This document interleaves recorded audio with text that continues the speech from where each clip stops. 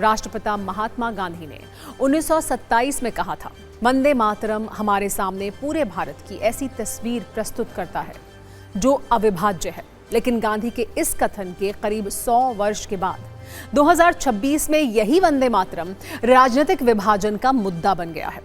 BJP Congress पर वंदे मातरम के अपमान और तुष्टीकरण की राजनीति का आरोप लगा रही है, तो कांग्रेस बीजेपी पर इस मुद्दे का राजनीतिक इस्तेमाल करने का आरोप लगा रही है। गृह मंत्री अमित शाह ने तो कांग्रेस के वंदे मातरम वाले फैसले को देश विरोधी तक कह दिया है। वंदे मातरम को लेकर अचानक ये विवाद क्यों हो रहा है, इस पर हमने सत्ता की एक ऐतिहासिक कुंजी तैयार की है, जिसमें वंदे मातरम के मौजूदा विवाद से लेकर उसकी पूरी ऐतिहासिक पृष्ठभूमि मौजूद है। इसकी शुरुआत कल कांग्रेस के एक फैसले से हुई। कल कांग्रेस वर्किंग कमेटी की बैठक थी। इस बैठक में यह तय किया गया कि कांग्रेस के कार्यक्रमों में वंदे मातरम के पहले 2 छंद ही गाए जाएंगे। ये 2 छंद वो ही होंगे जिसे 1937 में कांग्रेस की कार्य समिति में मंजूरी दी गई थी। कांग्रेस के इस फैसले पर बीजेपी ने आपत्ति जताई और गृह मंत्री अमित शाह ने कांग्रेस के इस फैसले को देश विरोधी कहा। उन्होंने कहा कि कांग्रेस ने 1937 में राष्ट्रगीत के 2 टुकड़े कर मुस्लिम तुष्टीकरण किया था। उस फैसले से 2 राष्ट्र सिद्धांत को मजबूती मिली और आगे चलकर देश का विभाजन हुआ। कांग्रेस फिर से वोट बैंक की राजनीति कर रही है। एक बार सुनिए कि गृह मंत्री अमित शाह ने क्या कहा, इसके बाद इस खबर का और विस्तार करेंगे। कांग्रेस पार्टी की कार्य समिति ने एक आश्चर्यजनक और देश विरोधी फैसला लिया है। उन्होंने अपनी पार्टी के 37 के रिजोल्यूशन को फॉलो करते हुए महान वंदे मातरम गीत के 2 ही छंद गाने का फैसला किया है। मैं इस समय पर पूरे देश को याद कराना चाहता हूं कि 1937 में कांग्रेस पार्टी ने मुस्लिम अपीसमेंट के लिए वंदे मातरम के 2 टुकड़े कर देश के विभाजन की नींव डाली थी और वहीं से 2 राष्ट्र के सिद्धांत को ताकत मिली थी और अंततोगत्वा देश का विभाजन हुआ और पाकिस्तान का जन्म हुआ था। आज जब वो ऐतिहासिक गलती को वंदे मातरम के गीत के प्रागट्य के 150वें साल में नरेंद्र मोदी सरकार ने सुधारकर बंकिम बाबू की ये अमर कृति को पूरा गीत गाकर राष्ट्रीय एकात्मता को फिर से एक बार सुदृढ़ करने का प्रयास किया है।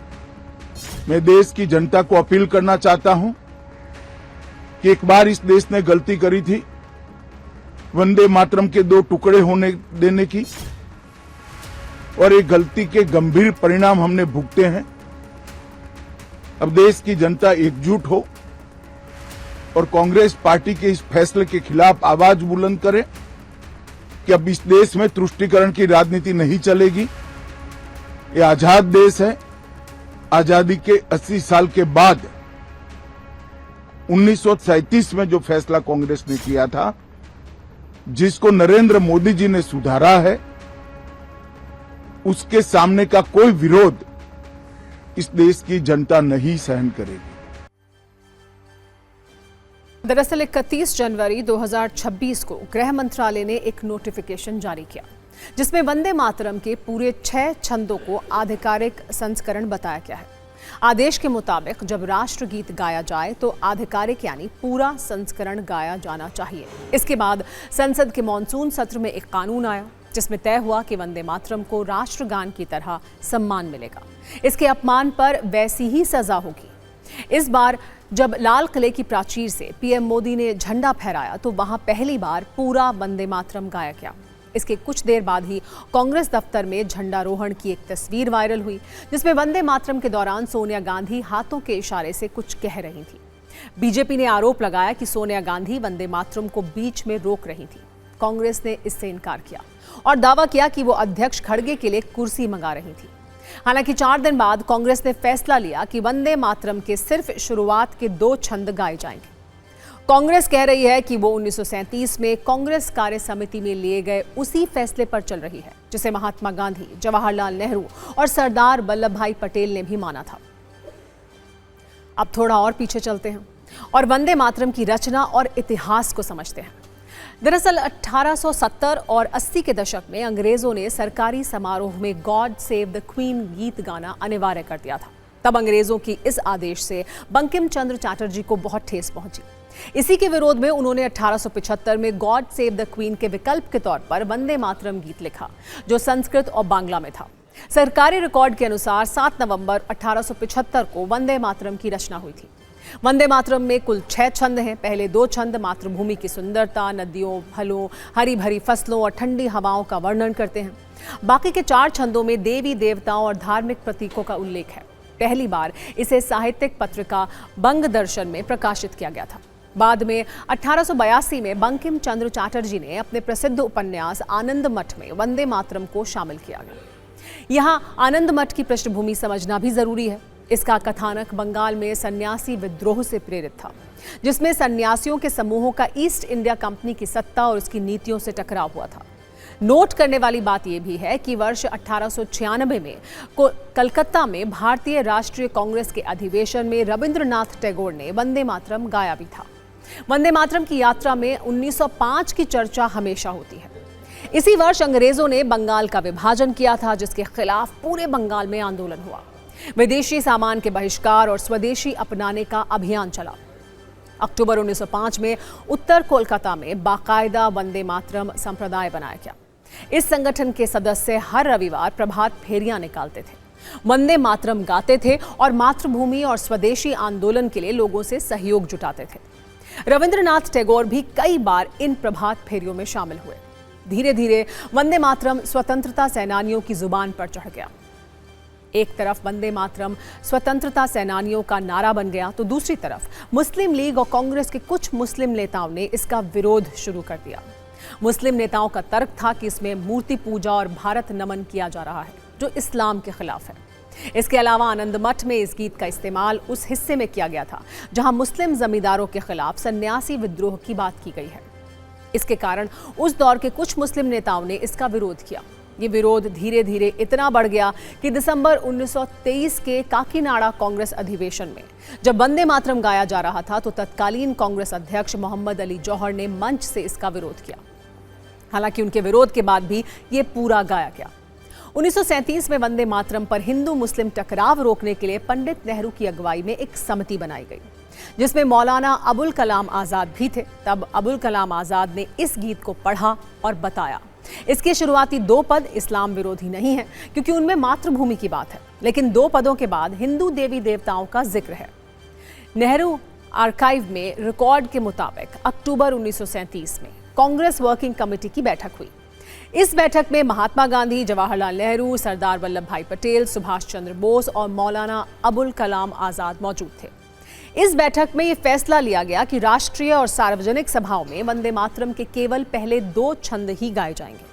बाकी के 4 छंदों में धार्मिक चित्रण था। इससे मुस्लिम समुदाय की धार्मिक भावनाएं आहत हो सकती थी। इसके बाद ही 1937 में भारतीय राष्ट्रीय कांग्रेस के फैजपुर अधिवेशन में यह तय किया गया कि वंदे मातरम गीत के पहले 2 छंद ही गाए जाएंगे, जिससे मुसलमानों की धार्मिक भावनाएं आहत न हो। राज्यसभा के रिकॉर्ड के मुताबिक 14 अगस्त 1947 की रात 11 बजे संविधान सभा की बैठक में वंदे मातरम का पहला छंद गाया गया। सुचिता कृपलानी ने पहला छंद गाया। वो पहला पद था, वंदे मातरम सुजलाम सुफलाम मलयज शीतलाम सस्य श्यामलाम मातरम, वंदे मातरम। आजादी के बाद संविधान सभा में 24 जनवरी 1950 में वंदे मातरम को राष्ट्रगीत के रूप में अपनाने संबंधी वक्तव्य पढ़ा गया, जो स्वीकार हो गया। यानी वंदे मातरम पर आज विवाद और राजनीति है, वो काफी पुरानी है। अब जब कांग्रेस ने वंदे मातरम पर अपने 1937 वाले फैसले पर कायम रहने का फैसला किया है, तो बीजेपी उस पर हमला कर रही है और कांग्रेस जवाब दे रही है। कुल मिलाकर दोनों तरफ से हमले हो रहे हैं।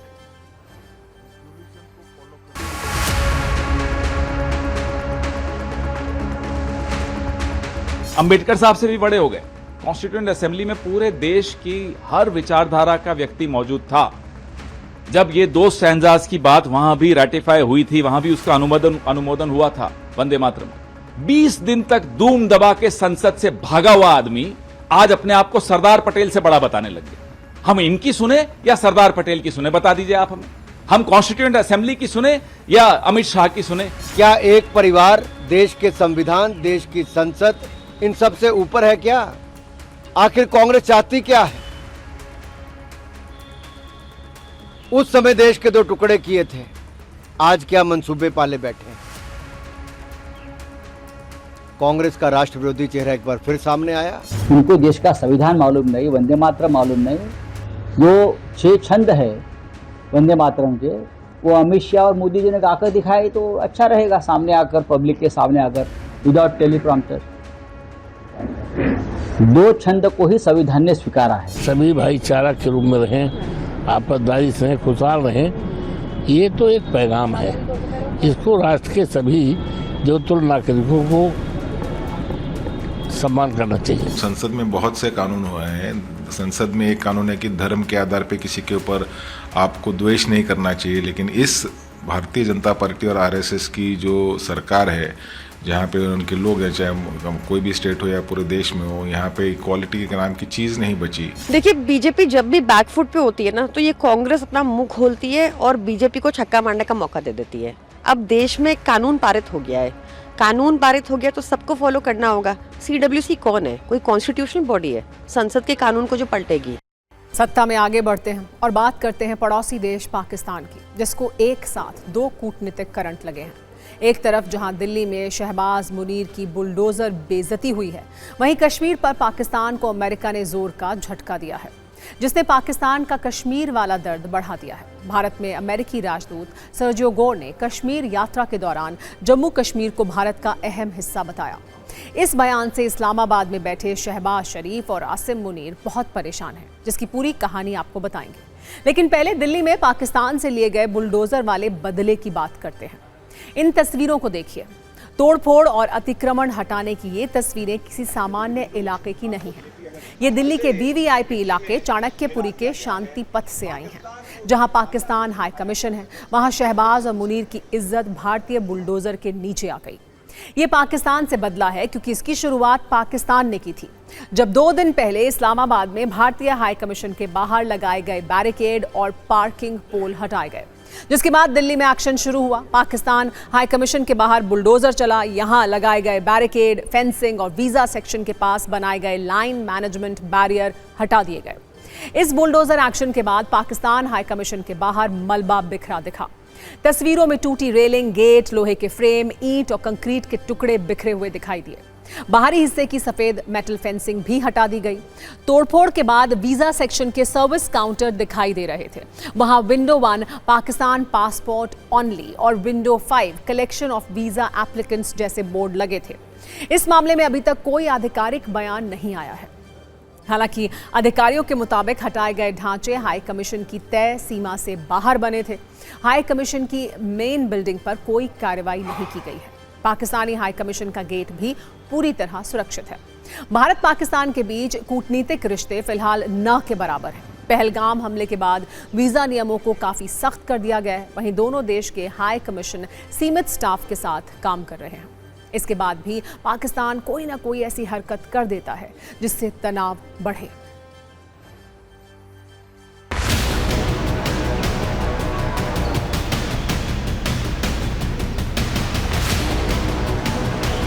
पाकिस्तान हाई कमीशन के ठीक बाहर मैं मौजूद हूँ। यहाँ पर जो फुटपाथ था, यानी कि सामने जो उसकी सीमा है, वहाँ के बाहर ये फुटपाथ पे कब्जा कर यहाँ पर ये जो आप देख रहे हैं सामने जो है, ये यहाँ पर पूरा स्ट्रक्चर बनाया हुआ था, इसको तोड़ दिया गया है। यहाँ पर जो है वीज़ा इशू किए जाते थे, वेटिंग एरिया बनाया गया था और इस तमाम स्ट्रक्चर को यहाँ पर तोड़ दिया गया है। सरकार ने ये सही कदम उठाया है क्योंकि अतिक्रमण को हटाया ही जाना चाहिए। अगर वहाँ पर अतिक्रमण होगा तो वहाँ पर खतरा हो सकता है और ऐसे खतरे को दूर करने के लिए सरकार द्वारा उठाया गया कदम जो है वो एक उचित कदम है। जब वो इस तरह की हरकत करते हैं हमारी एम्बेसी के साथ, हाई कमीशन के साथ इस्लामाबाद में, तो हम भी रेसिप्रोकेट करते हैं।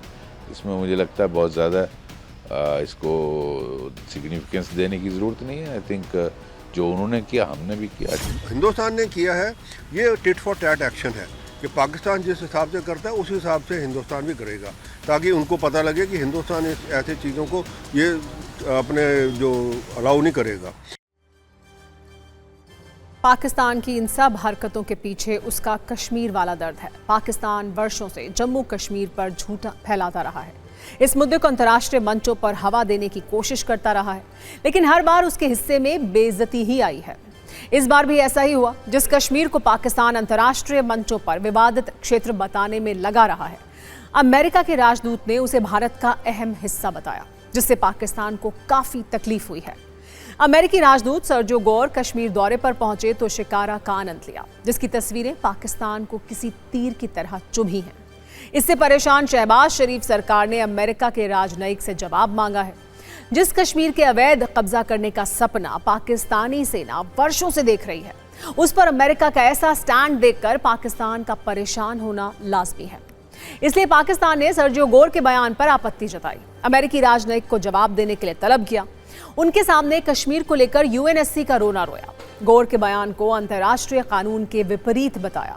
पाकिस्तान को यह पता है कि अमेरिकी राजदूत का बयान उसके पूरे प्रोपेगेंडा को पंक्चर कर चुका है, क्योंकि सर्जियो गोर न सिर्फ भारत में अमेरिका के राजदूत हैं, बल्कि साउथ और सेंट्रल एशिया के लिए अमेरिका के विशेष दूत भी हैं।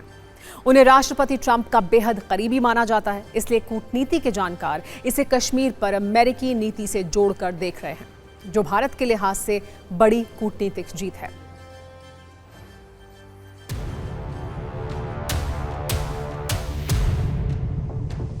अमेरिकी राजदूत आकर के ये स्वीकार करते हैं कि कश्मीर जो है वो भारत का एक अभिन्न अंग है और भारत का एक बहुत महत्वपूर्ण इलाका है, तो मेरे ख्याल इसका तो स्वागत करना चाहिए। एक ज़माना ये था कि अमेरिका कभी इस तरीके के बयानात नहीं देता था, लेकिन अगर अमेरिका और बाकी देश जो हैं वो इस वास्तविकता को अब मानते हैं और पहचानते हैं, तो मेरे ख्याल ये भारत के लिए एक अच्छी खबर है। अब आपको उस चीनी के बारे में बताते हैं जिसके बढ़ते दाम देखकर न्यूज़ मित्रों को अभी ये जेब के लिहाज से थोड़ी कड़वी लग रही होगी, वो भी तब जब त्योहार का सीजन शुरू हो रहा है और उससे ठीक पहले महंगी चीनी लोगों के बीच चर्चा का विषय है। लेकिन इसी चीनी को लेकर देश में एथेनॉल क्लेश भी शुरू हो गया है। आज दिल्ली के पूर्व मुख्यमंत्री अरविंद केजरीवाल ने चीनी की बढ़ती कीमतों को लेकर केंद्र सरकार पर कुछ तीखे जुबानी हमले किए हैं। एथेनॉल का नाम लेकर सरकार की नीति और नीयत पर सवाल उठाए हैं। इस क्लेश में अखिलेश की भी एंट्री हो गई है, तो चीनी का एथेनॉल वाला कनेक्शन भी समझेंगे। लेकिन पहले चीनी वाला चिंता कार्ड आपको दिखाते हैं, जिसे लेकर भारत सरकार भी अब अलर्ट मोड में आ गई है और उसने चीनी की बढ़ते दामों को रोकने के लिए एक बड़ा ऑर्डर दिया है। त्योहारों से ठीक पहले चीनी के रॉकेट बन रहे दामों को वापस जमीन पर लाने के लिए सरकार ने कदम उठाया है। नए आदेश के अनुसार सरकार ने चीनी के बड़े व्यापारियों और गोदामों में चीनी को स्टॉक करने की लिमिट तय कर दी है। अब 15 दिन से ज्यादा का चीनी स्टॉक जमा करने पर रोक लग गई है। ये फैसला उन व्यापारियों पर लागू होगा जो हर महीने 10 मैट्रिक टन से ज्यादा चीनी का व्यापार करते हैं। सरकार के नोटिफिकेशन के मुताबिक ये नया नियम 1 सितंबर 2026 से 30 नवंबर 2026 तक लागू रहेगा और इसे चीनी और जमाखोरी रोकने के लिए सरकार का बड़ा एक्शन माना जा रहा है। लेकिन अचानक से चीनी देश में चर्चा का विषय क्यों बन गई है? चीनी वाले चिंता कार्ड को देखकर लोगों का स्वाद क्यों बिगड़ रहा है, ये समझिए। असल में रिपोर्ट्स के अनुसार चीनी की कीमतों में सिर्फ पिछले एक महीने में 13% से ज्यादा का इजाफा हुआ है। सरकारी आंकड़ों के अनुसार 19 जुलाई 2026 को रिटेल मार्केट में चीनी के दाम 47 रुपए 82 पैसे प्रति किलो थे, जो 19 अगस्त को 54 रुपए के पार हो गए। बड़ी बात है ये कि कई शहरों में कीमतें अलग अलग हैं। जैसे पंजाब के कुछ शहरों में 1 किलो चीनी की कीमत 65 रुपए तक होने का दावा है, जबकि मुंबई से भोपाल तक यही चीनी 58 से 63 रुपए किलो तक बिक रही है। चीनी वाले दर्द पर आज हमारे रिपोर्टर्स ने दिल्ली से भोपाल तक लोगों से बात की है। पहले आपको एक वीडियो रील दिखाते हैं, उसके बाद बात करेंगे।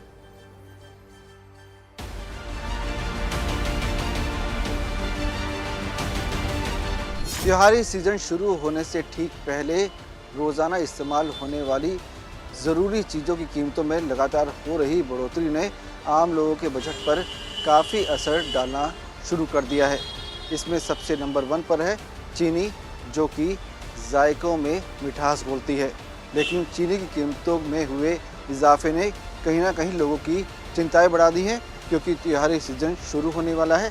देखिए, आज से 10 से 15 दिन पहले चीनी 45 रुपये किलो करीब थी और आज 65 रुपये किलो है।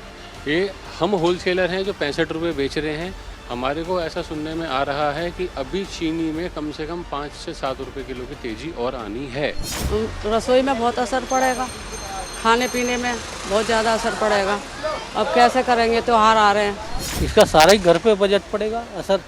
हर घर में यूज़ होती है, तो कोई ऐसा घर नहीं बचा जिसमें नहीं यूज़ होती है। रोजाना ही 1 रुपया प्रति किलो शक्कर पर दाम बढ़ रहा है।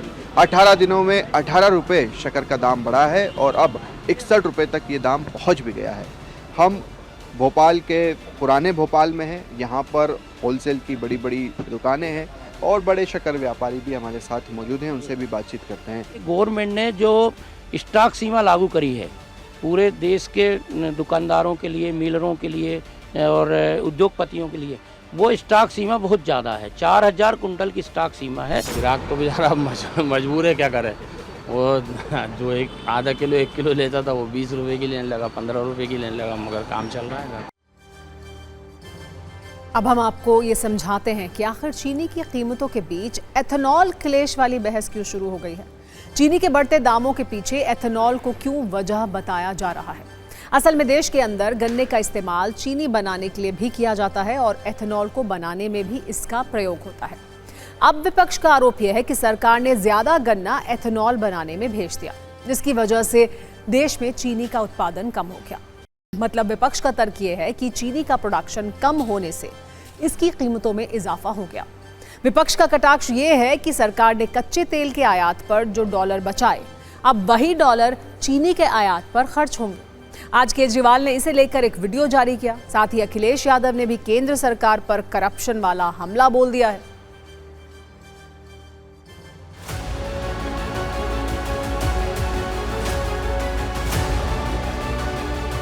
अब जब गन्ने की खेती को इन्होंने इथेनॉल बनाने के लिए डाइवर्ट किया तो गन्ने की कमी हो गई, चीनी की कमी हो गई देश में। हमारा देश चीनी एक्सपोर्ट किया करता था, अब हमारा देश चीनी इंपोर्ट करने की प्लानिंग कर रहा है। तो ये एक डिसीजन लेते हैं, इनको यही नहीं पता कि इस डिसीजन का क्या असर होने वाला है। जब इन्होंने शुगर केन को, गन्ने को इथेनॉल प्रोडक्शन के लिए डाइवर्ट किया तो इनको सोचना चाहिए था ना, भाई इतना गन्ना इथेनॉल के लिए जाएगा तो चीनी कहाँ से बनेगी, चीनी कहाँ से आएगी। महंगाई क्यों है? क्योंकि कोई मुनाफा कमा रहा है। अगर चीनी महंगी तो कोई मुनाफा कमा रहा है, तेल महंगा है तो कोई मुनाफा कमा रहा है। ये ज्यादा मुनाफा कमाने की वजह से, भ्रष्टाचार की वजह से महंगाई है। और जब तक बीजेपी है इस देश में एक ही संकट है, वो है बीजेपी। बीजेपी हटेगी, संकट हटेगा। अब आपको देश में चीनी के उत्पादन पर सत्ता का नंबर गेम भी दिखाते हैं, जिससे आपको ये पता चलेगा कि कितने गन्ने से चीनी बनाई जाती है और एथेनॉल कैसे तैयार किया जाता है। सरकारी रिपोर्ट के अनुसार देश में चीनी का सालाना उत्पादन 2024-2025 में 4.5 से 5 हजार लाख मीट्रिक टन था। इससे 260 से 300 लाख मीट्रिक टन चीनी का प्रोडक्शन किया गया और 30 से 40 लाख मीट्रिक टन चीनी एथेनॉल के लिए डाइवर्ट की गई, यानी उसका इस्तेमाल एथेनॉल बनाने में किया गया। हालांकि देश में चीनी की उपलब्धता को देखते हुए सरकार एथेनॉल के लिए भेजी जाने वाली चीनी की मात्रा को कम ज्यादा भी करती है। लेकिन क्या यह कहा जा सकता है कि चीनी के दाम बढ़ने के पीछे एथेनॉल के लिए गन्ने का इस्तेमाल एकमात्र वजह है? इसका जवाब जानने के लिए हमने एक्सपर्ट से बात की है। एक्सपर्ट्स के अनुसार कई और वजह भी हैं जिन्हें जानना जरूरी है, जैसे गन्ने के प्रोडक्शन में कमी होना, कुछ इलाकों में फसल प्रभावित हुई है, गन्ने से पहले की तुलना में चीनी की रिकवरी कम होना, यानी गन्ने से जितनी चीनी पहले निकलती थी उसकी मात्रा में कमी आई है। इसके अलावा यूपी जैसे कुछ राज्य जो गन्ना उत्पादन के लिए बड़े केंद्र माने जाते हैं, वहां गन्ने की फसल खराब भी हुई है। एथेनॉल बनाने के लिए भी गन्ने का डाइवर्जन किया जाता है, जिसे लेकर विपक्ष का आरोप है कि चीनी कम बनी, जिससे कीमतें बढ़ गई। और इसमें एक जमाखोरी वाला एंगल भी है, जिसे रोकने के लिए सरकार ने एक बड़ा कदम उठाया है। चीनी वाले चिंता कार्ड पर एक्सपर्ट्स क्या कह रहे हैं, वो भी सुनिए। इसमें कोई शक नहीं है कि एथेनॉल की जो डाइवर्शन हो रही है शुगर केन से, वो एक मुख्य कारण है जो आज क्राइसिस हमारे सामने खड़ा हो गया है। और ये एक इंडिकेशन है कि फूड मिसमैनेजमेंट का एक बिल्कुल क्लियर एक इंडिकेटर है, क्योंकि हमें ये देखने को मिल रहा है कि जब ये फूड वर्सेस फ्यूल की जो डिबेट करनी चाहिए थी वो हमने नहीं की, और हमने ये इंश्योर किया कि भाई एथेनॉल को प्रमोट किया जाए, चाहे left right centre, in the sense कि वो चाहे वो गन्ने से हो, चाहे वो मक्की से हो या फिर राइस से हो। सरकार 3-4 चीज़ें जो करने जा रही है, जो लगता है अभी इंडिकेशंस हैं। एक तो ये है कि भाई आयात, और वो भी विदाउट शुल्क जो है, विदाउट टैरिफ, वो बढ़ाने की ज़रूरत है या लाने की ज़रूरत है, ये महसूस किया जा रहा है। और दूसरा ये है कि चीनी का स्टॉक लिमिट जो है वो 4000 क्विंटल्स पे रखी गई है, और उसको ये इंश्योर किया जाएगा कि भाई इसकी वायलेशन ना हो। और तीसरा ये है कि भाई जो शुगर का जो सीज़न होता है इसका रुपाई का, वो अब 15 दिन पहले शुरू किया जाए ताकि शुगर की रिकवरी हो सके। और सत्ता में अब बात करते हैं अमेरिका के धार्मिक स्वतंत्रता आयोग की उस रिपोर्ट की जिसको लेकर सिलेक्टिव नैरेटिव और एजेंडा वाले सवाल उठ रहे हैं। USCIRF यानी US commission on international religious freedom ने इस बार भी दुनिया भर में धार्मिक स्वतंत्रता का आकलन करने वाली रिपोर्ट छापी है, जिसको लेकर पूरी दुनिया में बहस हो रही है, विमर्श हो रहा है। आपको बताते हैं कि रिपोर्ट के जरिए ऐसी क्या सिफारिश की गई है। अमेरिका की धार्मिक स्वतंत्रता संस्था USCIRF ने अमेरिका की सरकार से ये मांग की है कि RSS पर प्रतिबंध लगा देना चाहिए। ये भी सिफारिश की गई है कि RSS से जुड़े लोगों को राजनयिक सम्मान नहीं देना चाहिए। RSS से जुड़े लोगों के साथ उच्च स्तरीय बैठक भी नहीं होनी चाहिए। अमेरिकी धार्मिक स्वतंत्रता आयोग के चेयरमैन आसिफ महमूद हैं, जो पाकिस्तानी मूल के हैं। उन्होंने रिपोर्ट को लेकर कई दलीलें भी दी हैं। भारत में धार्मिक अल्पसंख्यकों पर हमले वाले दावे किए हैं। एक सवाल इस रिपोर्ट की टाइमिंग को लेकर भी उठ रहा है, जिसका जिक्र आसिफ महमूद के सोशल मीडिया पोस्ट में भी है। पूरी कहानी यह है कि संघ प्रमुख मोहन भागवत अमेरिका के दौरे पर जाने वाले हैं। मोहन भागवत 25 अगस्त से अमेरिका, कनाडा और ब्रिटेन के दौरे पर जाएंगे। 29 अगस्त को न्यूयॉर्क में American Hindus for engagement and dialogue के कार्यक्रम में शामिल होंगे। मुद्दा यही है कि मोहन भागवत के दौरे से ठीक पहले ऐसी रिपोर्ट का मतलब क्या है। भारत में इस रिपोर्ट पर कैसे राजनीति शुरू हो गई है, वो भी देखिए।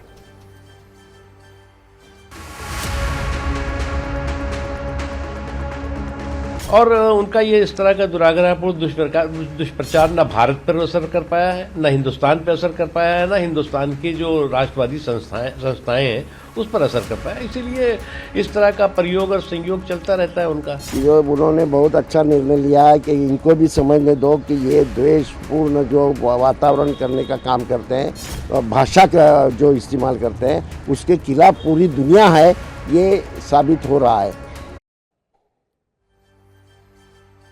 अमेरिका के अंतर्राष्ट्रीय धार्मिक स्वतंत्रता आयोग यानी USCIRF पर एजेंडा चलाने और पक्षपातपूर्ण रवैये के आरोप कोई नए नहीं है। वर्षों से आलोचक और भारत सरकार दोनों ये बात रेखांकित करते रहे हैं कि इस संगठन की रिपोर्ट अक्सर चुनिंदा NGO स्टडी, एक तरफा मीडिया आख्यानों और आंशिक बयानों पर आधारित होती है। इनमें भारत जैसे विशाल, जटिल और बहुलतावादी समाज की जमीनी हकीकत को या तो नजरअंदाज कर दिया जाता है या फिर एक विशेष वैचारिक चश्मे से ही देखा जाता है।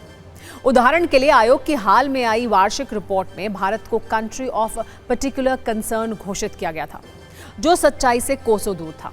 इन रिपोर्ट में अलग अलग हुई घटनाओं को जनरलाइज करके पूरे देश की धार्मिक स्वतंत्रता की तस्वीर खींच दी गई, जबकि 140 करोड़ की आबादी में सभी धर्मों के लोगों का फलना फूलना, साझा अस्तित्व जैसी बुनियादी सच्चाई का उल्लेख नहीं के बराबर था।